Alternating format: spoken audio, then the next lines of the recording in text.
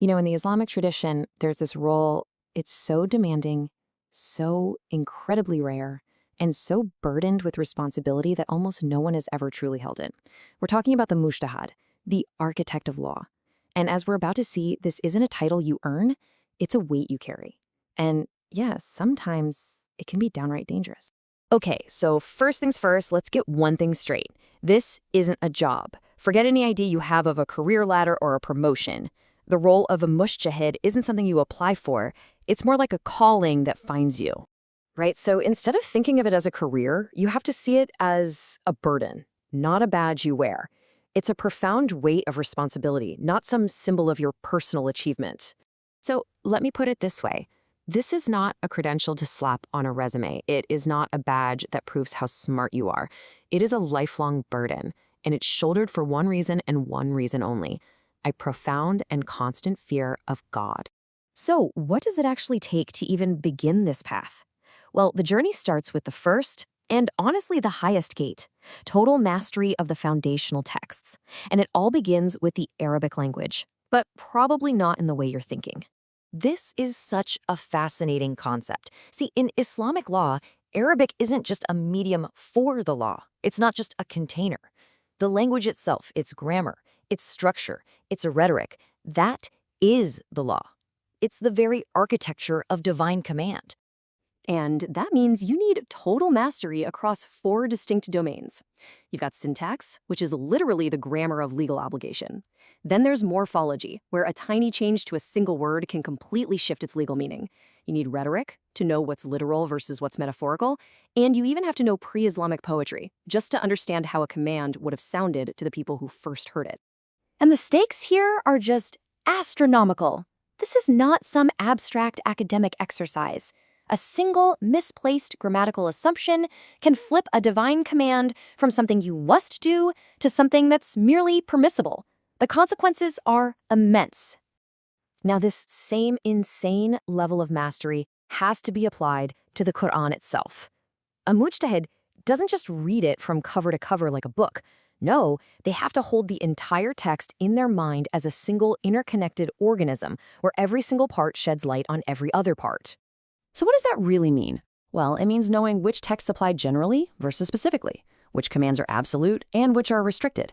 It means mastering which rulings actually replaced earlier ones, understanding the original context for every single verse, and then weaving it all together without a single contradiction. We're talking about a level of synthesis that's just way, way beyond simple memorization.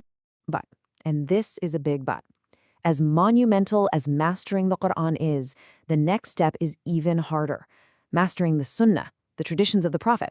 Well, that's described as the most unforgiving domain of all. This is where most people who even attempt this path fail. And this is where we get to one of the most critical principles in this whole field. Just because a narration, a hadith, is proven to be authentic, that doesn't automatically mean it's legally applicable in every situation. So that leads to a pretty obvious question, right? If a statement from the Prophet's authentic, why on earth wouldn't a jurist apply it? Well, the answer takes us beyond the text themselves and deep into the very architecture of the law. Okay, so this brings us to the second great gate. Once you've mastered the raw materials, the texts, the mujtahid now has to master the engineering principles of how to actually build with them. This is the architecture of Islamic law. The absolute bedrock of this entire architecture is a concept called ijma, or consensus. Think of these as the settled points of agreement from the earliest generations of scholars.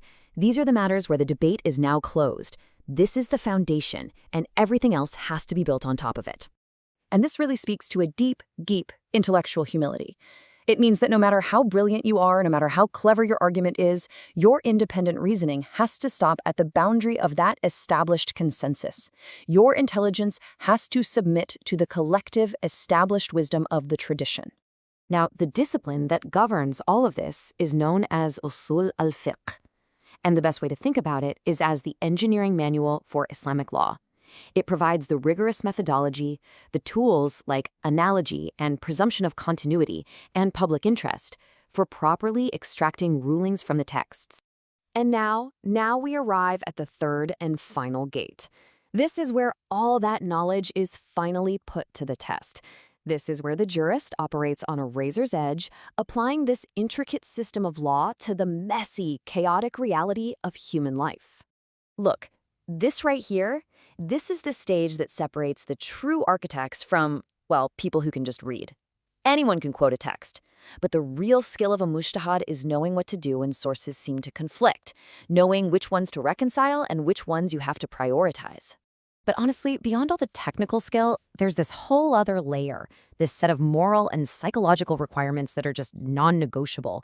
It's having a fear of God that is way greater than your fear of looking foolish. It's having the strength to just say, I don't know.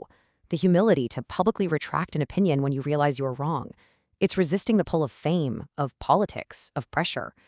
And it's this constant, deep awareness that a legal error isn't just theoretical. It wounds real human souls. This is the gate that AI can never, ever pass.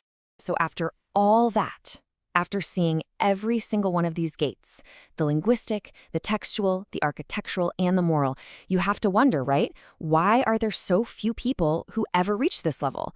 Why so few guardians? Well, let's just look at the history for a second.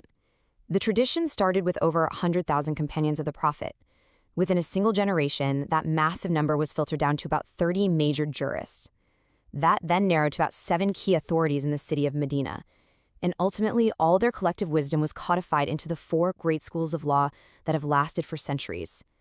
The system itself is designed to be a great filter.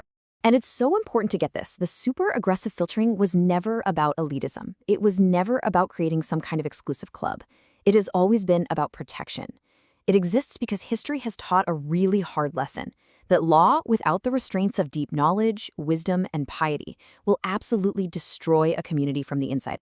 So in the end, the mujtahid isn't some radical innovator or a public entertainer. They're a guardian.